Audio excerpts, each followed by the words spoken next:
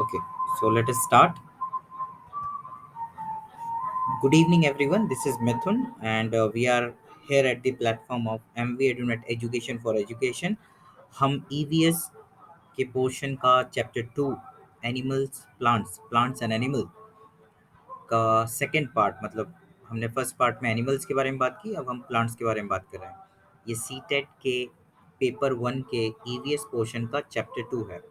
Yes. And plant और animal दोनों ही portions है, मतलब इस पर्टिकुलर चैप्टर से क्वेश्चंस पूछे जाते हैं ईवीएस में। तो एनिमल्स हम प्रीवियस वीडियो में समझ चुके हैं, प्रीवियस डिस्कशन में हमने एनिमल्स के बारे में बात की। आज हम प्लांट्स के बारे में बात करेंगे। तो प्लांट कोई अननोन चीज़ तो है नहीं हम लोगों के लिए, लेकिन इस सिलेबस का जो कंटेंट है उसे हम एक बार रिफ्रेश कर रहे हैं ताकि इस पर बेस्ड कोई क्वेश्चन आता है तो हम उसे कवर कर सकें। Plant is a broad term and it includes single celled algae से लेकर तो flower and fruit bearing trees. तो प्लांट बहुत छोटी चीज़ नहीं है। अगर हम प्लांट बात करते हैं तो we are talking about the entire green family. Not only green, there are different other colours also. Entire green family अगर हम एक कंप्लीट सेंस में बात करें, entire green family on this earth, और they are the only producer of uh, food, in that sense that they are the only who can convert the sunlight into the chemical energy and then into food. Yes. तो उसके बाद plant जो हो सकते हैं वो ज़मीन पे भी पाए जा सकते हैं और एक्वेटिक भी हो सकते हैं। तो दे कैन बी टेरेस्ट्रियल और एक्वेटिक।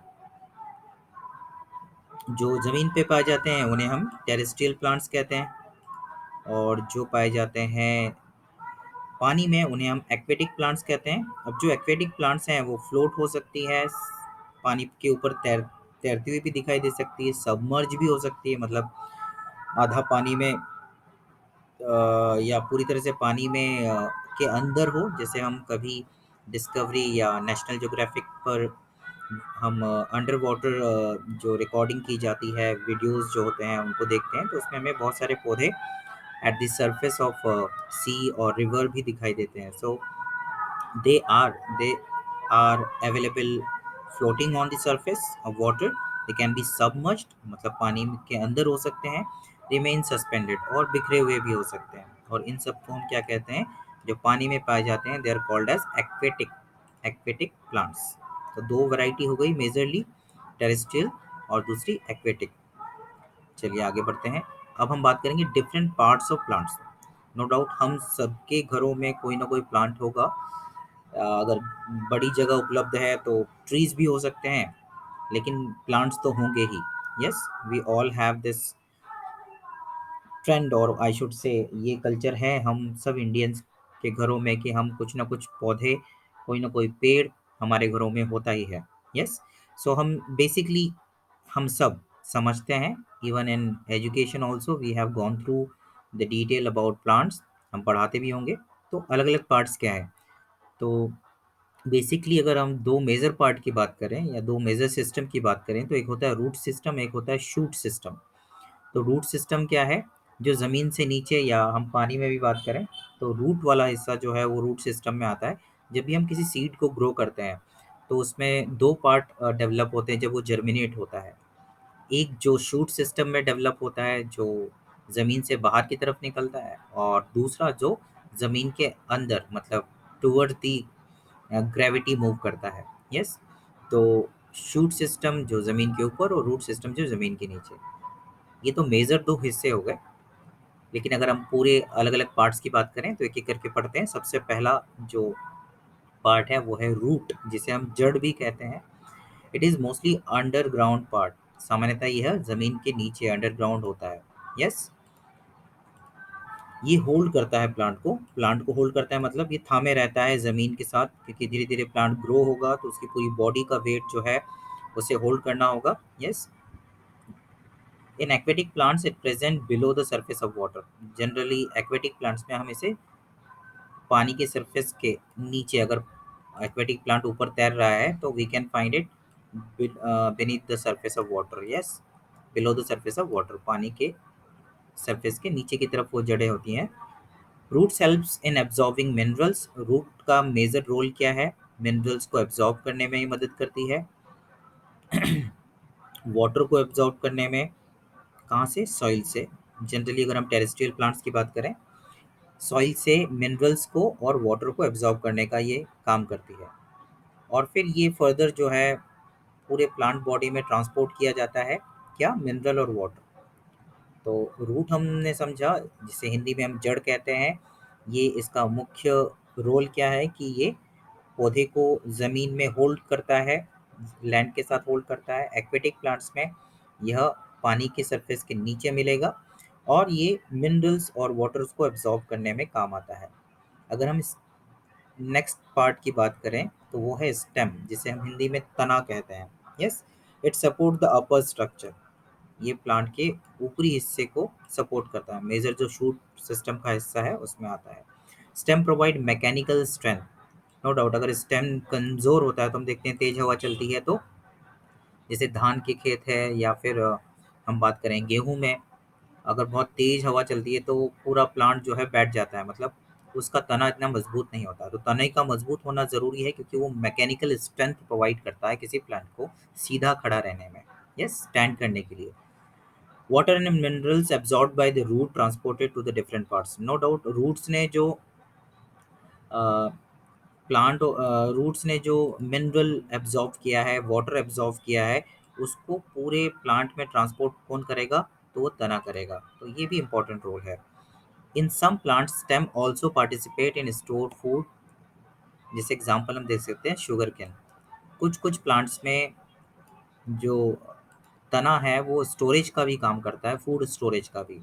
जैसे कि शुगर केन, गन्ने का हम जो तना देखते हैं, तो प्लांट का जो मेजर स्टोरेज है शुगर केन में वो उसके तने में होता है। अब हम थोड़ा सा और बात कर लेते हैं, जो यहाँ बताया तो नहीं गया है, फिर भी हम रिमाइंड कर लेते हैं कि हम मॉडिफाइड रूट की बात करते हैं और मॉडिफाइड स्टेम की बात भी करते हैं। तो जब हम मॉडिफाइड रूट की बात कर रहे हैं तो कुछ कुछ रूट्स जो है मॉडिफाई होकर फूड स्टोर का काम करती है। जैसे हम गाजर की बात करें, मूली की बात करें, टर्निप की बात करें, यस, तो ये सब मॉडिफाइड रूट्स हैं, यस, जो हेल्प करती है प्लांट को फूड स्टोरेज में। तो ये रूट का मॉडिफाइड फॉर्म है। ये स्टेम की बात करें तो जैसे गन्ने की एग्जांपल हमने देखा ही, ऐसे पोटैटो जो है ना, पोटैटो, जिंजर, ये सब आ जाएंगे मॉडिफाइड स्टेम में, क्योंकि ये भी फूड स्टोरेज करते हैं, but they are the modified stem. चलिए आगे बात करते हैं लीव्स की, पत्तियों की। Yes, leaves are the main sites of photosynthesis. ये फोटोसिंथेसिस का सबसे महत्वपूर्ण हिस्सा है, क्योंकि जो ग्रीन पिगमेंट्स हैं लीव्स में, जिसे हम क्लोरोफिल कहते हैं, उनमें ये काबिलियत होती है, उनमें ये पोटेंशियल होता है कि जब सनलाइट उन पर आती है तो सनलाइट की एनर्जी को, मतलब लाइट एनर्जी को, वो कन्वर्ट कर लेते हैं केमिकल एनर्जी में। और फिर यही केमिकल एनर्जी मदद करती है फोटोसिंथेसिस के प्रोसेस में। यस, फोटोसिंथेसिस में क्या होता है थोड़ा सा रिकॉल कर लेते हैं, जिसमें दो मेजर कंपोनेंट्स होते हैं। एक है CO2 और दूसरा है वाटर। वाटर कहाँ से आया? अभी हमने बात की रूट से। और CO2 कहाँ से मिलेगा? तो इन्हीं लीव्स के जो अंडर लीव्स है, मतलब लीव्स के निचला वाला हिस्सा है, यस, कभी हम उसको पलट के देखें तो रफ होता है। और अगर हम माइक्रोस्कोप में देखेंगे उसे तो उसमें हमें छोटे छोटे पोर्स दिखाई देंगे, छिद्र दिखाई देंगे, जिसे हम स्टोमेटा कहते हैं। जैसे हमारी नाक है, वैसे प्लांट लीव्स में वो छिद्र हैं या पोर्स हैं, जिसे स्टोमेटा कहते हैं। और इसी के द्वारा जो है प्लांट एटमॉस्फेयर से, एयर से CO2 को कलेक्ट करता है। तो CO2 मिला स्टोमेटा की मदद से और रूट की मदद से पानी आ गया, वाटर आ गया कहाँ पर? लीफ में। और लीफ के पास क्या प्रेजेंट है? Leaf is having the chlorophyll, जिसने वो एनर्जी स्टोर की है सनलाइट की और उसको केमिकल एनर्जी में कन्वर्ट किया है। अब ये केमिकल एनर्जी यूज होती है रिएक्शन के लिए, किस किस के बीच में? Between CO2 and water. तो CO2 और वाटर को रिएक्ट करने के लिए जो एनर्जी है वो कहाँ से मिली? सनलाइट से। और उसको स्टोर किसने किया था केमिकल एनर्जी में कि वो यूज किया जा सके? क्लोरोफिल ने। और उस एनर्जी की मदद से ये CO2 और वाटर रिएक्ट करते हैं और बन जाता है C6H12O6, जिसे हम ग्लूकोज कह सकते हैं। और ऑक्सीजन रिलीज होती है। तो थोड़ा सा अगर हमें फॉर्मूला पता हो, जैसे यहाँ CO2 पता है, ठीक है, ये CO2 में हमें क्या चाहिए, C6H12O6, मतलब यहाँ हाइड्रोजन की ज़रूरत है। वो हाइड्रोजन कहाँ से मिलता है, H2O से। तो कुल मिला के क्या होता है, यहाँ पर रिडक्शन हो जाता है CO2 का, CO2 में बाइंड हो जाता है H2O से हाइड्रोजन, और H2O से अगर H अलग हो गया तो क्या बचा, O2, तो ऑक्सीजन बचा, वो ऑक्सीजन रिलीज हो जाता है। इस तरीके से फोटोसिंथेसिस होता है। कुल मिला के 3 स्टेप होते हैं इसमें, थोड़ा सा हम डिटेल में जा रहे हैं। 3 स्टेप होते हैं। पहला स्टेप, सनलाइट का एनर्जी किसने स्टोर किया, क्लोरोफिल ने, और उसे कन्वर्ट किया केमिकल एनर्जी में। दूसरा स्टेप, जो वो केमिकल एनर्जी है वो रिएक्शन में मदद करती है किसके, वाटर को तोड़ने में, वाटर मॉलिक्यूल को तोड़ने में। तो वाटर मॉलिक्यूल टूट गया हाइड्रोजन और ऑक्सीजन में, वहां से हाइड्रोजन आकर, तीसरा स्टेप क्या हो जाएगा, वहां से हाइड्रोजन आकर बाइंड हो जाएगा CO2 से, और ऑक्सीजन रिलीज हो जाएगा। That is the third step, formation of glucose and release of oxygen. Yes, this is what photosynthesis. और ये पूरी प्रक्रिया कहाँ हो रही है, लीव्स में। इसीलिए खाना कहाँ बन रहा है, लीफ में। इसीलिए लीफ को या पत्ती को पौधे का किचन भी कहा जाता है। It is also known as the kitchen of plant.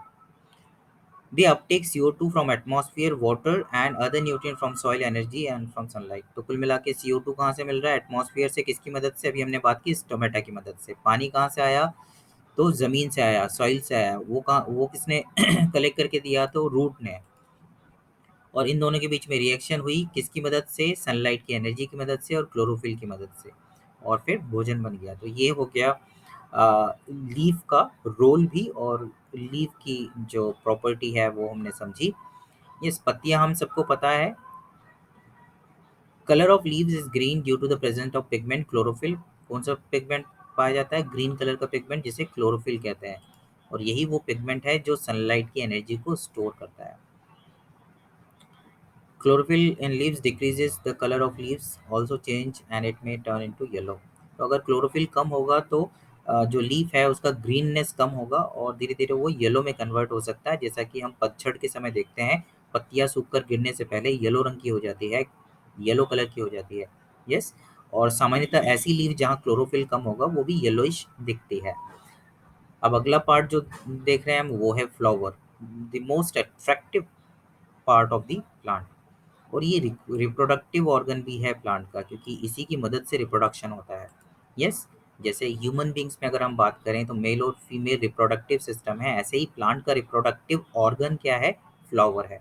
Flower के भी डिफरेंट पार्ट्स हमें पता होना चाहिए, बेसिक है, बहुत बेसिक चीज़ें हैं इसमें। अब फ्लावर जो है वो अ, अगर उसको छोड़ दें तो फ्लावर ही आगे चलकर सीड में, फ्रूट में कन्वर्ट होता है। तो अगर फ्लावर वाले पार्ट को छोड़ दे तो बचा हुआ जो प्लांट है, जिसमें स्टेम आ गया, लीफ आ गया, रूट आ गया, ये सब कहलाते हैं vegetative part of the plant. ठीक है। और जो फ्लावर वाला हिस्सा है या फर्दर वो डेवलप होता है फ्रूट में या सीड में, तो उसे हम reproductive part of the plant बोलते हैं। मतलब प्लांट के पूरे ऑर्गन को या पूरे पार्ट्स को दो मेजर ग्रुप में डिवाइड करें तो एक हो गया वेजिटेटिव पार्ट और एक हो गया रिप्रोडक्टिव पार्ट। तो रिप्रोडक्टिव पार्ट में फ्लावर आ गया, अगर उसको छोड़ दें तो बाकी चीज़ें क्या रह गई, स्टेम, लीफ, रूट, ये हो गए वेजिटेटिव पार्ट। तो प्लांट में अगर रिप्रोडक्शन होता है, अगर वेजिटेटिव पार्ट से हो रहा है, मतलब लीफ को लगा दे रहे हैं तो लैप, जैसे हम ब्रायोफाइलम में देखते हैं, या स्टेम से जैसे हम रोज में देखते हैं, या सिर्फ रूट की मदद से जैसे एक्वेटिक प्लांट्स में हमें दिखाई देता है, या ग्रास में होता है, तो इस तरह के रिप्रोडक्शन को हम बोलेंगे वेजिटेटिव रिप्रोडक्शन। यस, या एसेक्सुअल रिप्रोडक्शन भी कह सकते हैं प्लांट का। और दूसरी तरफ जो रिप्रोडक्शन हो रहा है वो किसकी मदद से हो रहा है, रिप्रोडक्टिव ऑर्गन्स की मदद से, गैमेट की मदद से, फ्लावर की मदद से। यस, तो उसे हम बोलेंगे sexual reproduction in plants. Yes, तो ये दो तरह की रिप्रोडक्शन के बारे में भी हमें पता चल गया। एक होता है वेजिटेटिव, जो वेजिटेटिव पार्ट के द्वारा हो रहा है, और एक होता है रिप्रोडक्टिव या sexual reproduction, sorry, sexual reproduction किससे होगा, फ्लावर्स या फर्दर सीड की बात करें।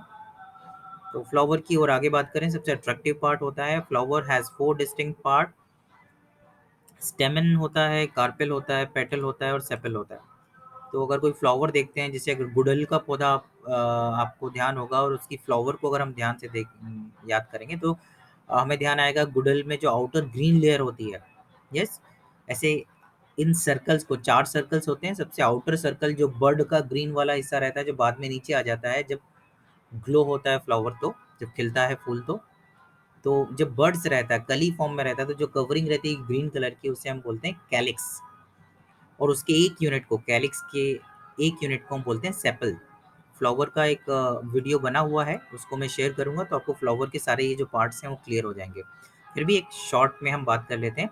कैलिक्स का एक यूनिट हो गया सेपल। फिर उसका अगला सर्कल जो कलरफुल वाले लीव्स होते हैं, रेड कलर वाले, है ना, उसको हम बोलते हैं कोरोला। कैलिक्स के बाद कोरोला, कोरोला के एक यूनिट को बोलते हैं पेटल्स। फिर है एंड्रोशियम और गाइनोशियम। यस, तो एंड्रोशियम मतलब जो मेल रिप्रोडक्टिव पार्ट है ना, उसके एक यूनिट को स्टेमन बोलते हैं। यस, और कार्पेल मतलब जो फीमेल पार्ट होता है, उसे कार्पल कहा जाता है। तो ये 4 मेजर पार्ट है। गाइनोशियम वाला चौथा सर्कल होता है जो फीमेल वाला होता है। तो एक पूरे सर्कल की एक यूनिट को अलग अलग नाम से बोला जा गया है, या एक एक यूनिट को रिप्रेजेंट किया गया है। तो हम आगे बात कर रहे हैं flowers colour and smell attract दी। तो ये 4 पार्ट हो गए। उसके बाद जो फूल होता है उसका कलर, मैंने बोला सबसे अट्रैक्टिव पार्ट है। हम सब प्लांट्स लगाते हैं तो 2 मेजर एस्पेक्ट्स होते हैं, डेकोरेटिव या ऑर्नामेंटल प्लांट्स को छोड़ दें तो। जो फ्लावरिंग प्लांट्स होते हैं उनके फ्लावर अट्रैक्टिव होते हैं, इसलिए हम उनको लगाते हैं। दूसरा जो है मेजर एस्पेक्ट है वो फ्रूट्स का, या मेडिसिनल प्लांट्स है तो लीव्स या स्टेम, जिसका भी हम यूज़ करते हैं।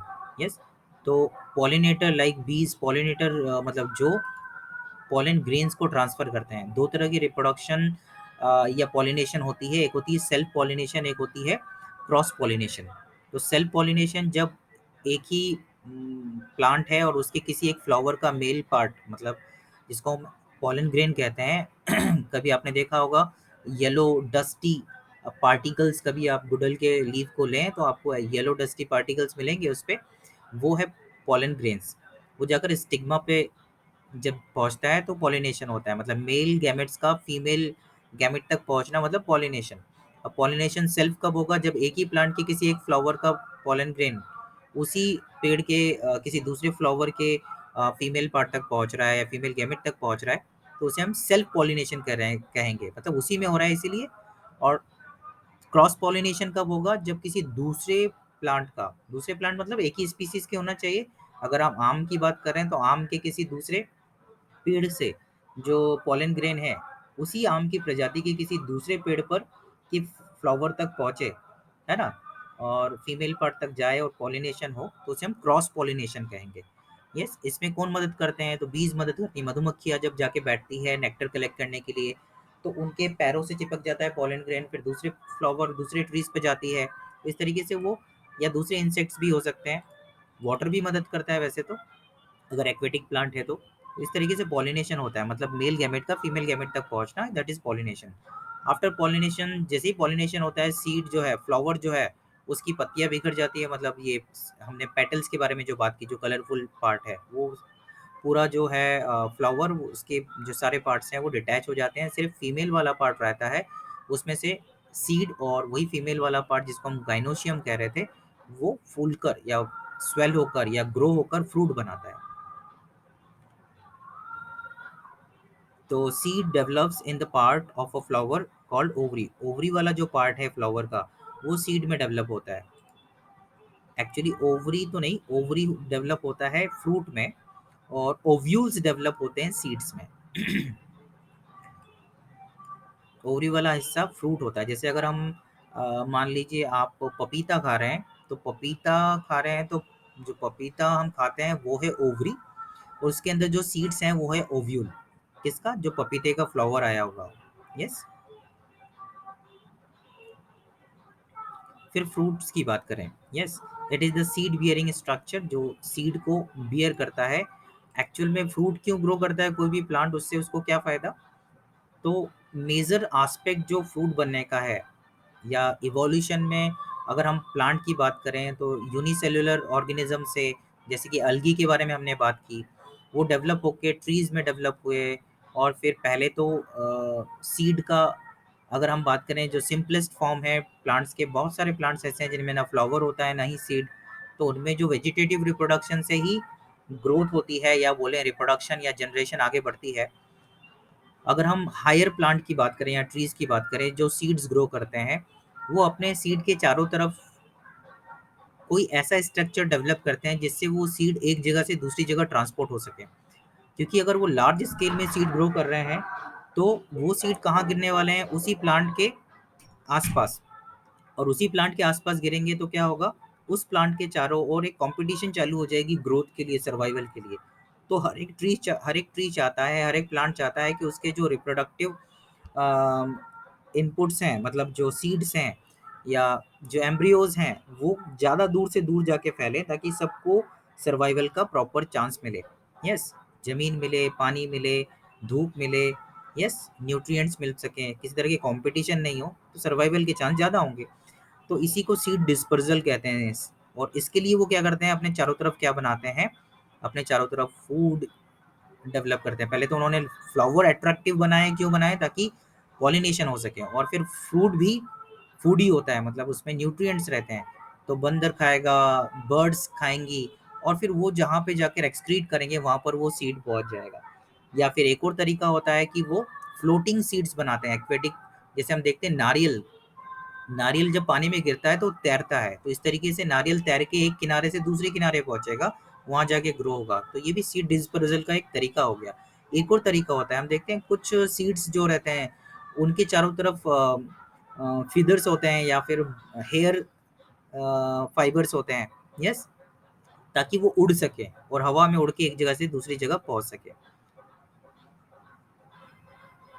तो अलग अलग प्लांट के जो फ्रूट होते हैं उनके स्पेसिफिक कलर होते हैं, अट्रैक्टिव कलर भी होते हैं, और यूनिक टेस्ट होता है। तो these fruits and flowers are developed for the purpose of reproduction, चाहे वो पॉलिनेशन हो या सीड डिस्पर्जल हो। यस, तो फ्रूट हमने समझा। यस, अब हम सीड की बात करते हैं। They contain tiny embryo inside. तो सीड जो होता है उसके अंदर एक छोटा सा एम्ब्रियो होता है। यस, जो जैसे ही जर्मिनेट करता है तो फिर एक नया प्लांट डेवलप होता है। सीड का फूड भी होता है। अब हम जो दाल खाते हैं या किसी तरह का अनाज खाते हैं तो एक्चुअली हम सीड ही खा रहे हैं, और उसी से हमें एनर्जी मिल रही है। तो ये फूड क्यों है उसके अंदर? तो ये ज़रूरी है कि जब तक वो सीड जर्मिनेट होगा, एक पौधा बनेगा, उसमें लीव्स आएगी, तब जाके वो कैपेबल होगा कि वो फोटोसिंथेसिस कर सके और सरवाइव कर सके। तब तक के लिए तो उसे एनर्जी चाहिए ताकि उतना डेवलपमेंट वो कर सके, जर्मिनेट कर सके, रूट ज़मीन में पहुँच सके, शूट बाहर आ सके। ये जब तक नहीं होगा तब तक के लिए तो उसे एनर्जी चाहिए ताकि वो उतना ग्रो कर सके। Yes, that's why that food content is there with the seed. Yes, और उसी को हम खाते हैं। चलिए, अब डिफरेंट टाइप्स ऑफ प्लांट्स, तो हमने ये डिफरेंट पार्ट्स डिस्कस किए। Root, stem, leaves, flowers, fruits, seeds, ये छह हमने पार्ट जो है मेजर पार्ट्स हैं फ्लावर सॉरी प्लांट्स के। वैसे तो बहुत सारे और भी पार्ट्स होते हैं, अगर हम बॉटनी लेके पढ़ते हैं आगे या बायोलॉजी लेके पढ़ते हैं तो हमें और भी डिटेल्स में जाना होता है। पर हम प्राइमरी की ईवीएस पोर्शन में जितना कंटेंट हमें समझना चाहिए उतना हम समझ रहे हैं। चलिए, अब different types of plants, plant के अलग अलग टाइप्स के बारे में हम बात करना चाह रहे हैं। जैसे हर्ब्स, है ना, जो छोटे पौधे होते हैं, सैपलिंग्स होती हैं, जिनका हाइट बहुत ज़्यादा नहीं होते हैं, और जो बहुत ज़्यादा ग्रीनी रहते हैं, और बहुत स्ट्रॉन्ग स्टेम इनमें नहीं पाया जाता है। It it is delicate seed bearing plants which lacks woody stem and it cannot stand erect। तो ये बहुत छोटे प्लांट होते हैं जिनका स्टेम वुडी नहीं होता है, मतलब मजबूत लकड़ी नहीं होती है उसमें।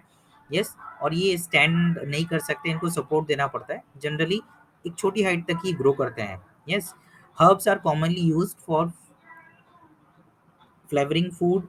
जैसे हम धनिया पत्ती यूज़ करते हैं, फ्लेवर ऐड करते हैं, पुदीना हो सकता है। यस, या मेडिसिनल यूज़ में हम हर्ब्स को यूज़ करते हैं, परफ्यूम्स में यूज़ करते हैं, जिसमें यहाँ दे रखा है कोरिएंडर, दे रखा है टोमेटो, तुलसी। यस, ये ऐसे प्लांट हैं जिनको हम हर्ब्स की कैटेगरी में रख सकते हैं। एक्चुअली ये कैटेगराइजेशन हम बोल सकते हैं, इनमें जो स्टेम की हाइट है या उसके अकॉर्डिंगली जो चीज़ें हैं उसके आधार पर हम बात कर रहे हैं। ठीक है, तो ये एक चीज़ हो गई कि हम किस आधार पर इस कैटेगरी को कर रहे हैं। तो हर्ब्स की बात हो गई, शब्स की बात हो गई। हर्ब्स के बाद हम शब्स के बारे में बात कर रहे हैं। तो इससे जिसे हम झाड़ियाँ कहते हैं ना, ये छोटे प्लांट्स हैं, पौधे जिनको हम कहते हैं, वो हर्ब्स में आ गए। अब शब्स की बात कर रहे हैं, मतलब हम बात कर रहे हैं झाड़ियों की, झाड़ जिसे हम कहते हैं, है ना? जिनकी एक लिमिट तक हाइट होती है, बहुत ज़्यादा ऊँचे ये नहीं होते हैं। इनमें भी बहुत ज़्यादा स्ट्रॉन्ग या मीडियम साइज़ वुडी प्लांट होते हैं। बहुत ज़्यादा स्ट्रॉन्ग इनका जैसे लकड़ी जैसा हिस्सा नहीं डेवलप होता है, यस, स्टेम में। ट्री जैसे स्ट्रॉन्ग स्टेम इनमें नहीं होते हैं। Shrub several main stem arises at the near the ground. इनकी बहुत ज़्यादा हाइट नहीं होती। रोज़ एग्ज़ाम्पल है, यस। बोगेनविलिया एग्ज़ाम्पल है, कॉटन एग्ज़ाम्पल है इनका। शब्स का, झाड़ी जिसे हम कहते हैं। देन ट्रीज़, जो हम ट्रीज़ जिन्हें हम वृक्ष कहते हैं या पेड़ कहते हैं, ये स्ट्रॉन्ग प्लांट होते हैं, यस। वेरी टॉल और मीडियम हाइट, बहुत ज़्यादा टॉल या मीडियम हाइट के हो सकते हैं, यस। स्ट्रॉन्ग वुड होता है, इसी इन्हीं की लकड़ी का यूज़ हम करते हैं अलग अलग पर्पस के लिए, फर्नीचर हो या फिर हम दूसरे काम में उनको जलाने के लिए यूज़ करते हैं, यस। नोन एज ट्रंक, इनके स्ट्रॉन्ग जो वुडन स्टेम होता है उसे ट्रंक भी कहते हैं। Branches grows out of trees trunk, जैसे कि हम मैंगो ट्री में देखते हैं, बेनियन ट्री में देखते हैं, तो इस जो मेन मेजर स्टेम है या ट्रंक है, उससे फिर ब्रांचेस ग्रो होते हैं, यस, शाखाएं जिनको हम हिंदी में कहते हैं। क्लाइंबर्स जो ऊपर चढ़ते हैं, मनी प्लांट सबसे आसान एग्जांपल है इसका, यस। ग्रेप वाइन, ये जिसको हम बोलते हैं अंगूर, यस। पी प्लांट भी, तो ये क्लाइंबर्स होते हैं, इनको हम सपोर्ट दें तो ऊपर की तरफ चढ़ते हैं, चढ़ जाते हैं। ऐसे बहुत सारे प्लांट्स होते हैं जिन्हें हम क्लाइंबर्स कहते हैं, यस। फिर क्रीपर्स जो जमीन में रेंगते हैं, इनको हम ऊपर नहीं चढ़ा सकते, यस। जैसे वाटरमेलन हो गया, पंपकिन हो गया, बॉटल ग्राउंड हो गया, मतलब गिलकी, लौकी, पंपकिन और वाटरमेलन। वाटरमेलन और पंपकिन ज़्यादा अच्छे एग्जांपल है क्रीपर्स के, बाकी को तो हम क्लाइंब भी करवा सकते हैं। चलिए, तो ये टाइप्स ऑफ प्लांट्स हो गई, different types of plants on the basis of there stem और हाइट बोल सकते हैं। तो हर्ब्स हो गए जो छोटे प्लांट्स होते हैं, शब्स जो मीडियम साइज के होते हैं, और ट्रीज जो ऊंचे होते हैं काफ़ी, जिनका ब्रांचिंग होता है और वुडी इनका स्टेम होता है। क्लाइंबर जो ऊपर चढ़ते हैं, सहारे के सपोर्ट चाहिए इनको। क्रीपर जो रेंगते हैं ज़मीन पर, जैसे वाटरमेलन। अब types of plants on the basis of life span, जो जीवन काल है या लाइफ साइकिल है किसी प्लांट का, कि उसका जर्मिनेशन से लेकर डेथ तक उसका लाइफ स्पान क्या है, उसके आधार पर टाइप्स ऑफ प्लांट्स, अलग अलग तरह के पौधे या प्लांट्स। एनुअल प्लांट्स जिनका लाइफ साइकिल लगभग 1 साल का होता है, within a year from germination to seed production of seeds, yes. 1 साल का लगभग इनका वो रहता है। जैसे कि वीट हो गया, मेज हो गया, सनफ्लावर हो गया, they have a year life, yes. वैसे अगर वीट देखें तो हम 3 से 4 महीने के अंदर, 3 से 4 महीने के अंदर हम उसको हार्वेस्ट कर लेते हैं। लेकिन अगर हम चाहें, they can live for a year, yes, क्योंकि ये सब जेनेटिकली डेवलप्ड प्लांट्स होते हैं जिनको हम एग्रीकल्चर में यूज़ करते हैं। तो ये हो गए एनुअल प्लांट्स, सिंपली 1 साल की जीवन साइकिल वाले या लाइफ साइकिल वाले प्लांट्स को हम एनुअल प्लांट्स कह रहे हैं। उसके बाद बाइनियल प्लांट्स, मतलब जो लगभग 2 साल तक जीवित रहते हैं जर्मिनेशन से। बायोलॉजिकल लाइफ साइकिल इनकी 2 साल की रहती है लगभग, जैसे कैरेट हो गया, रेडिश हो गया, इनको भी हम बहुत जल्दी हार्वेस्ट कर लेते हैं वैसे। Perennial plants, these plants live for many growing seasons, yes। Perennial flowering plants grow and blooms in the spring and summer, die back in autumn and winter, then again turn। तो कुल मिला के ये जो पेरिनियल प्लांट्स है, ये लंबे समय तक इनका जीवन काल होता है। तो ये हो गया एनुअल। एनुअल मतलब वार्षिक, जो जिनका जीवन काल है 1 साल, जिनका लाइफ साइकिल चलता है। बाइनियल जो लगभग 2 साल में अपना लाइफ साइकिल पूरा करते हैं। और पेरेनियल जो लगातार लंबे समय तक जो जीवित रहते हैं, उन्हें पेरेनियल कहते हैं। On the basis of their requirement of water and nature of soil. तो प्लांट को हम तीसरी कैटेगरी में जो डिवाइड कर रहे हैं, उसका आधार है कि प्लांट को कितना पानी चाहिए और उनकी मिट्टी की ज़रूरत कैसी है। अभी जो ऊपर 2 टाइप हमने देखे, पहला टाइप था on the basis of there stem, type of stem and height. Yes, और दूसरा कैटेगरी हमने देखा on the basis of their life span. अब तीसरा हम देख रहे हैं कि एक पौधे को जो पानी की ज़रूरत है और ज़मीन की या मिट्टी की ज़रूरत है उसके आधार पर। तो सबसे पहले हैं hydrophytes, plants that grown in water, जो पानी में उगते हैं उन्हें हाइड्रो से ही समझ सकते हैं। यस, हाइड्रो मतलब वाटर होता है, हाइड्रोफाइट्स मतलब जो पानी में ग्रो करते हैं। यस, एग्जाम्पल दे रखा है lotus, water lily. These plants have different adaptation like coating of wax. तो नो डाउट अगर कोई प्लांट को, जैसे एनिमल में हमने देखा एक्वेटिक एनिमल है तो उनके एडेप्टेशन होते हैं जिसके आधार पर वो पानी के अंदर सर्वाइव कर पाते हैं। ऐसे ही अगर एक्वेटिक प्लांट है तो उनमें भी कुछ बेसिक फीचर्स होते हैं, कैरेक्टरिस्टिक्स होते हैं, प्रॉपर्टीज होती हैं। यस, कुछ एडेप्टेशन होते हैं, अनुकूलन होता है जिसके आधार पर वो पानी में सर्वाइव कर पाते हैं। जो coating of wax on their surface of leaf, तो उनकी पत्तियों पर वैक्स कोटिंग होती है। वैक्स कोटिंग मतलब मोम की एक परत जैसी, जिससे कि उस पे पानी चढ़ता नहीं या पानी में वो पत्तियां सड़ती नहीं है। तो आप देखेंगे अ, अगर आप लोटस के लीफ को देखेंगे तो वो पानी के ऊपर तैरता है और उसके ऊपर जैसे ही पानी आता है तो आसानी से वो पानी हट भी जाता है, वो पानी एब्जॉर्ब नहीं करती उसकी पत्तियाँ। तो दूसरा है ज़ेरोफ़ाइट, ज़ेरो से हम याद रख सकते हैं ऐसे प्लांट जिनको बहुत डेज़र्ट कंडीशन में या जहाँ पानी की बहुत कमी है, ऐसी जगह पर वो सर्वाइव करते हैं। ज़ीरो से ज़ीरो याद रखिए आप, कि ज़ीरो वाटर चाहिए जिनको या बहुत कम पानी में सर्वाइव कर लेते हैं। अब इनमें भी बहुत सारी प्रॉपर्टीज़ होती है, जैसे कैक्टस वगैरह हम देखते हैं। यस, इनमें भी बहुत सारे एडेप्टेशन होते हैं, जो डेज़र्ट प्लांट हम बोल सकते हैं या एरिड प्लांट्स हम बोल सकते हैं। यस, इनके रूट बहुत डीप होते हैं और ये लीव्स और स्टोमेटा को ड्रॉप कर देते हैं, जैसे हम कैक्टस वगैरह में देखते हैं। वैक्सी होती हैं लीव्स इनकी, ताकि वाटर का जो रिमूवल है, पत्तियाँ नहीं होती हैं, बहुत छोटी हैं, ताकि जैसे हम बबूल के पेड़ में देखते हैं, ये सूखी जगहों पर सामान्यतः पाया जाता है। इसकी लीफ बहुत छोटी होती है ताकि जो वाटर लॉस है लीफ से, अभी हमने समझा था फोटोसिंथेसिस में कि स्टोमेटा क्या करता है, ऑक्सीजन को एंटर करवाता है, स्टोमेटल पोर जो है ना? तो स्टोमेटा का रोल सिर्फ फोटोसिंथेसिस में नहीं होता, इसके अलावा भी ये हेल्प करता है। जो एक्सेस अमाउंट में वाटर होता है लीफ में, तो जब भी स्टोमेटा ओपन होता है तो वो एक्स्ट्रा अमाउंट ऑफ वाटर जो है रिलीज होता है। तो अगर स्टोमेटा होगा और वो ओपन होगा CO2 कलेक्ट करने के लिए, तो फिर हर बार वाटर का लॉस होगा। तो इसीलिए हम देखते हैं कि पतझड़ के समय पत्तियाँ गिरा देते हैं, जो या सूखा आने से पहले पत्तियाँ गिरा देते हैं ट्रीज़, इसलिए क्योंकि उन वो चाहते हैं स्टोमेटा कम हो जाए।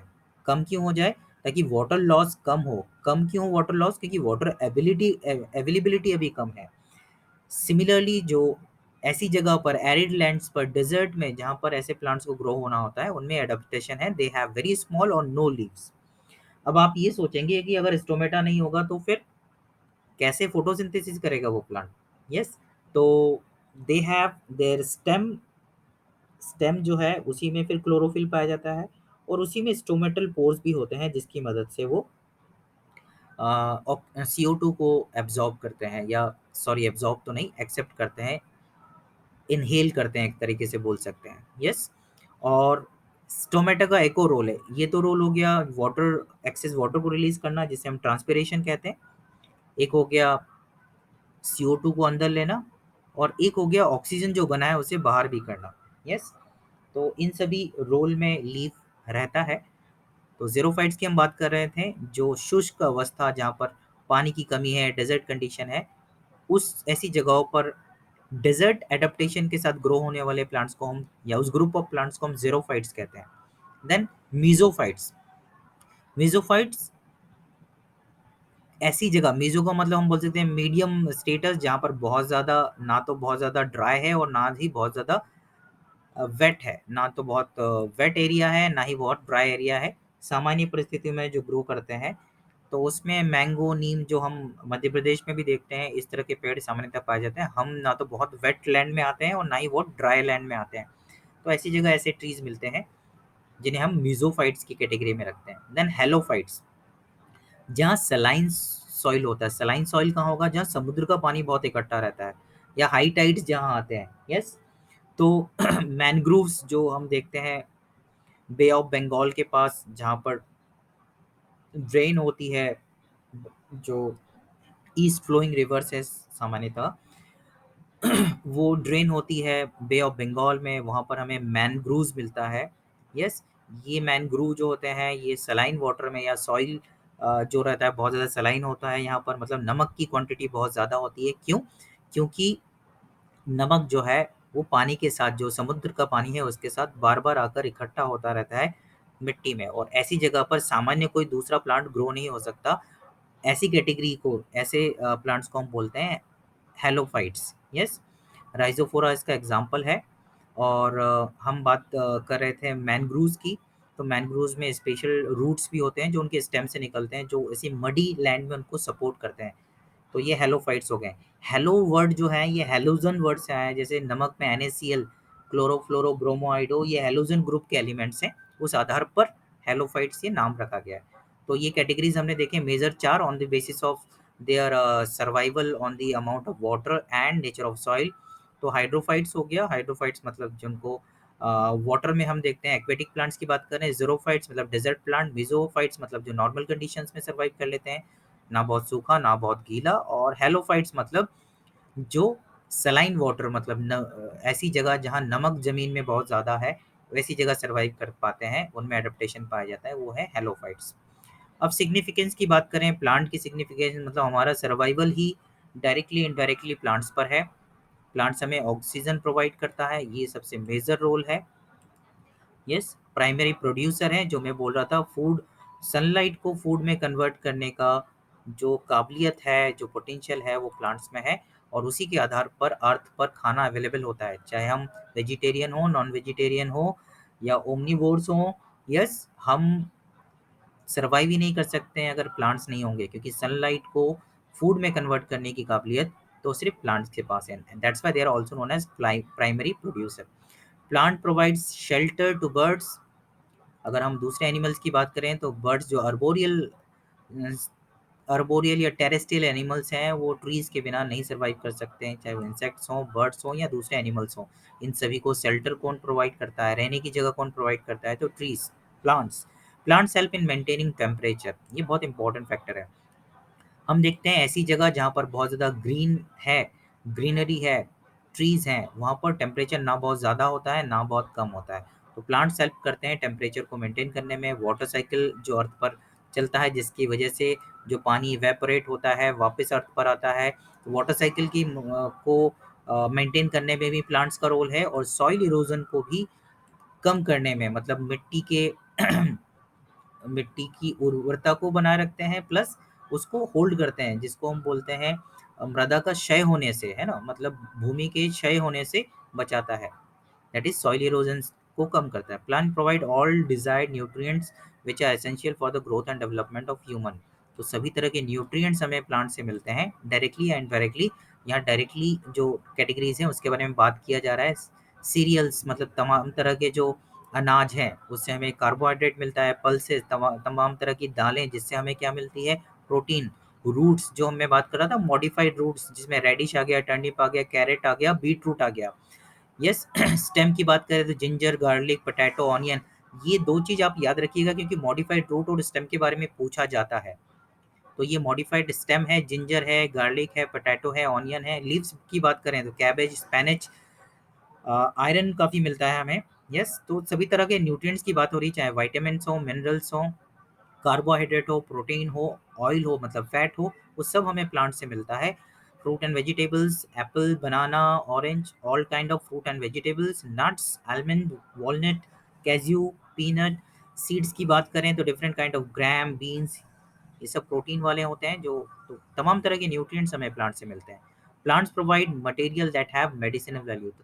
तमाम तरह के जो हम आयुर्वेदिक दवाइयों की बात करते हैं, इवन होम्योपैथिक दवाइयों में भी हम प्लांट प्रोडक्ट्स का यूज़ करते हैं। बहुत सारे एग्जांपल यहाँ दे रखे हैं। प्लांट लाइक टीक, साल, तो हम तमाम तरह की वुडी फर्नीचर जो बनाते हैं, उसमें ये सारे जो पेड़ हैं वो काम आते हैं, चाहे वो शीशम हो, टीक हो, साल हो।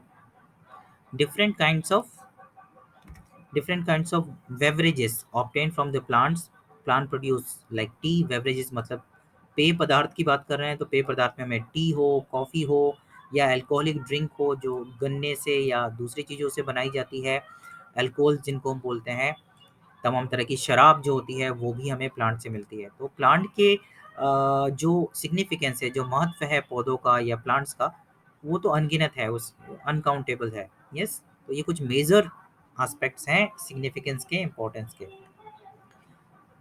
Now few special plants and there unique features. तो जो अलग तरह के प्लांट्स हैं, एक्चुअली ईवीएस के चैप्टर में ये कवर होता है, और ये स्पेसिफिक प्लांट्स के बारे में पूछा भी जाता है, जैसे नेपथीन्स।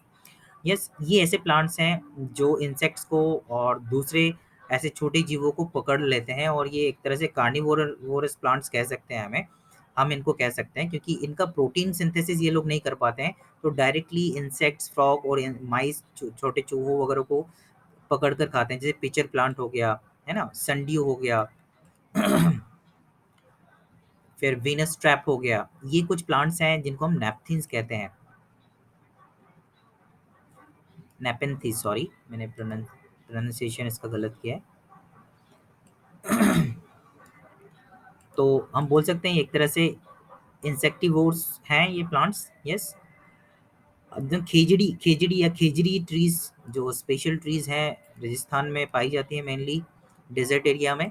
Yes, it does not need much water to grow, plants have medicinal value, इन प्लांट की बहुत मेडिसिनल वैल्यू है, और बहुत फेमस प्लांट्स हैं, क्योंकि ये खेजड़ी ट्रीज से रिलेटेड रिवोल्यूशन भी है। इज फॉर मेडिसिन, इसकी जो छाल है, बार्क है, उसका उपयोग मेडिसिन में किया जाता है, और इसकी जो फ्रूट्स हैं उसको भी खाया जाता है, लीव्स को भी खाया जाता है।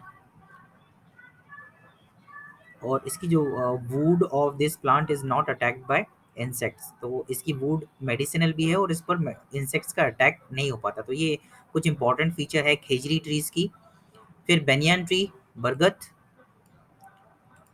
रूट्स हैंग्स इसमें, जिसको हम बोलते हैं एडवांटेजियस रूट्स, जो हम एक्स्ट्रा रूट्स देखते हैं, क्योंकि इसकी ब्रांचेस, जो बेनियन ट्री है इतना फैला हुआ होता है कि उसके ब्रांचेस को सपोर्ट, एक्स्ट्रा सपोर्ट की ज़रूरत पड़ती है, और वो स्टेम से या ब्रांचेस से एक्स्ट्रा रूट्स डेवलप करता है, और उसकी मदद से उसके ब्रांचेस को सपोर्ट मिलता है।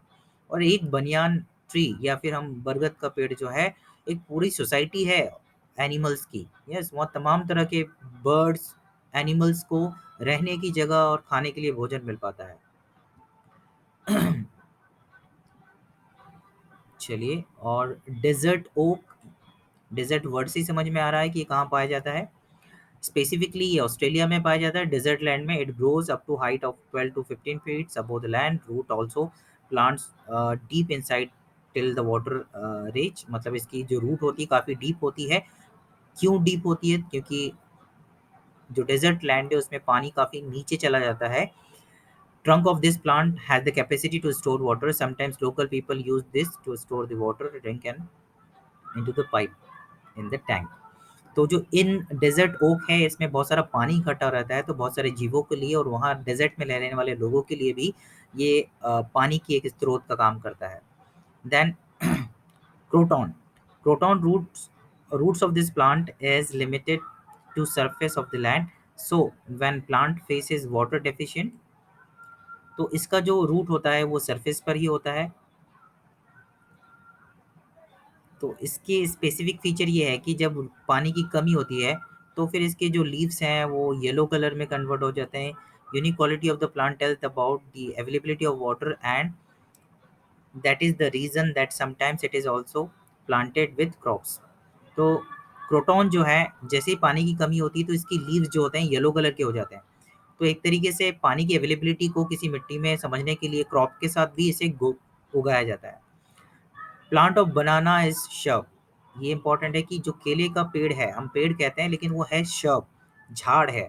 यस, क्योंकि इसमें वुडी स्टेम नहीं है, इसकी स्टेम बहुत वीक होती है। Both flower and fruits of banana is eaten, flower को भी खाया जाता है। आप अगर बंगाली ट्रेडिशन में देखेंगे तो इवन इसके स्टेम को भी खाया जाता है, इसके फ्रूट को तो खाया ही जाता है।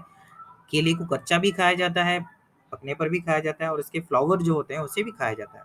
So these all are the specific plants which we should know, because questions based on these can also be asked. वैसे तो बहुत वैरायटी के प्लांट्स होते हैं, कुछ जो सिलेबस का हिस्सा है उससे हमने डिस्कस किया। तो ये पूरी कथा है प्लांट की, जो हमें ईवीएस के पोर्शन में पता होना चाहिए, ताकि जब कुछ पूछा जाए अबाउट प्लांट्स एंड एनिमल्स, तो एनिमल्स हम डिस्कस कर चुके थे, आज हमने प्लांट्स को डिस्कस किया। And hopefully we have covered all the content in a bit detail about what is plant, then different parts of plants. We discussed about different types of plant on the basis of their stem strength and the height, on the basis of their lifespan, on the basis of the water and type of soil they can survive in, and significance of plants, ये तो हम सबको पता ही है। few special features, featured plants के बारे में हमने बात की। और दो क्वेश्चंस हैं जिनका आंसर आप कमेंट बॉक्स में करिएगा। Which of the following sentence is not true about the functions of leaves? Leaves can not store water and food. Leaves have tiny pipes to carry the water and nutrient. Leaves of some plants help in reproduction. Leaves devoid of chlorophyll make food through photosynthesis. तो बहुत आसानी से आप pick कर सकते हैं इसमें से कौन सा ऑप्शन गलत है, मतलब सही है, और वो लीव्स के बारे में गलत जानकारी दे रहा है। Yes, identify the incorrect statement. Transpiration is the process by which plant loses water, इसके बारे में हमने बात की। Seed dispersal in plant is not dependent on external factors. Germination is the process by which the seed grows into a sapling. Transportation of food from leaves takes place via stem to root. Stem to root, ध्यान दीजिएगा। Yes, तो कौन सा statement incorrect है वो हमें बताना है। तो होपफुली आज के डिस्कशन से जो प्लांट वाला पोर्शन है चैप्टर 2 ईवीएस सीटेट सिलेबस का, वो आप सभी को क्लियर हो गया होगा, और इस पे बेस्ड तमाम प्रश्न जो है अब आप सॉल्व कर पाएंगे। So thank you for listening and watching this discussion, and best wishes for your preparation. This is Mithun saying bye now. Good night. Take care. Bye bye. Vande Matram.